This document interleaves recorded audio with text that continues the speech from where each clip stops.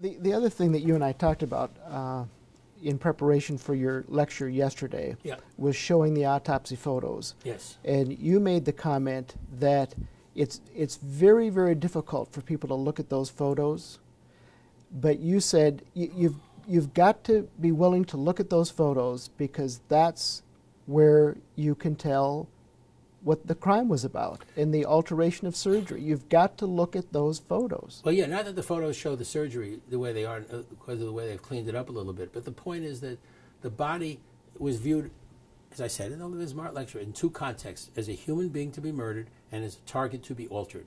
So on the one hand, he's alive and he's a human being to be murdered. Then, after he's dead, his wounds got to be fiddled with to create the correct diagram of the shooting. That's correct. So you got to get past the idea, because they're using Kennedy's body that way, so we got to understand, we got to put themselves in their shoes to understand their mentality, filthy though it may be, to understand what they did here. And so and so the stare death photo was very powerful, and it became very important because that wound, which was an entry in Dallas, has been changed, you know, whatever it is, and it doesn't look like an entry anymore. Right. And you got to look at it. Right. And I got used to it. I mean, when I first saw the pictures in '82, when I got them, I said, oh, I can never publish these. So it took me 6 years, and I published them in '88. Earl Warren immediately said, nobody will ever see these pictures. I mean, but you have to, because the people who killed President Kennedy were looking at him in just that fashion, that we're going to kill this guy, and then we're going to punch this hole over here and that hole to make it look like the shots came from that building so we can promote this story about how he died. And if you can't deal with that concept, you can't deal with this crime. Yeah. And the difficulty in getting through to the understanding of your view of this isn't evidentiary, it's psychological. Yeah, it's not logical, it's psychological. Yeah.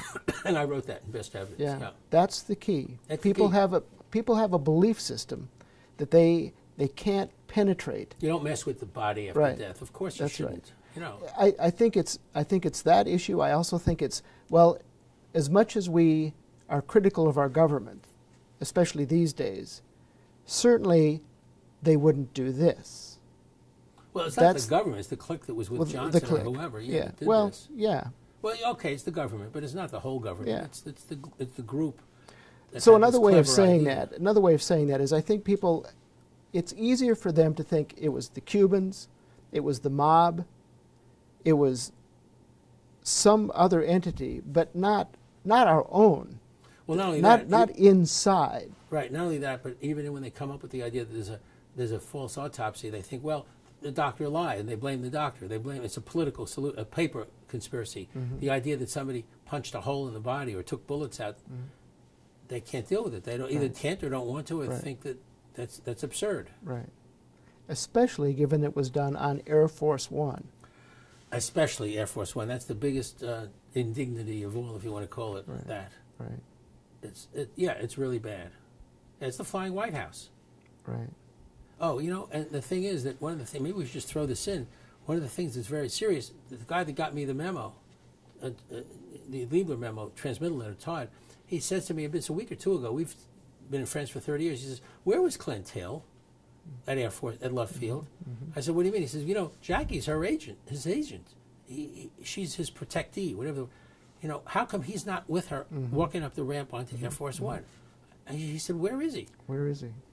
And I said, I don't know. And I said, and frankly, I'd never thought about it before, but somebody's got to be on the starboard side of the plane, and they have to be offloading that body or directing it. I'm not saying he's driving a forklift truck. Right. And so suddenly in Bismarck at this conference, I've been keeping track, and we have made a list of all these things he's saying that were not in the testimony. And one of them is, I was on Air Force One. I'm in the such-and-so picture. And this morning, I don't know if you got the picture, but I checked with the LBJ library.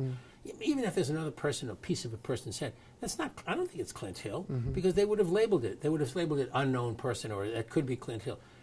So here's the guy in 2013, and he knows what happened. The whole White House detail knows that the body was offloaded on the starboard side. That doesn't mean they're involved in the plot, but they all know because Johnson had to come up with some story. And the story, by the way, and we left this out, so I'll just say, the story was that Bobby Kennedy gave him permission to put his brother's body in luggage or something like that. Well, the whole White House detail knows, and they're taking it to the grave. It's what I call the race to the cemetery. And they're not going to talk about it. Now, one agent who passed away in 1993 said to two writers, there's so much I could talk to you about, but I'm afraid I can't talk to you about it. It's too hot. His name is Richard Stewart, Steuart. He's an agent, and he was in the Dallas field office, and this is what he said to two writers. He said, I know so much, I could like to help you. I really would, but it's too hot even now. It's dangerous. They would know who it was. That's the kind of mentality it is. Now, I should say that when I called up Paul Landis, who I'm convinced was driving that car from Dealey Plaza to Parkland Hospital, and I got him on the phone in May 2010. I went through, it was amazing that I got him on the phone, and he listened to what I had to say. And I said, you've got to talk to me. I said, you're the hero of this affair. You drove the car from Dealey Plaza to Parkland. And there's this pause, and he says, thank you. But I don't want to talk about it. That's what I got on tape. Thank you. That's as far as he would go. Incredible. But I don't want to talk about it.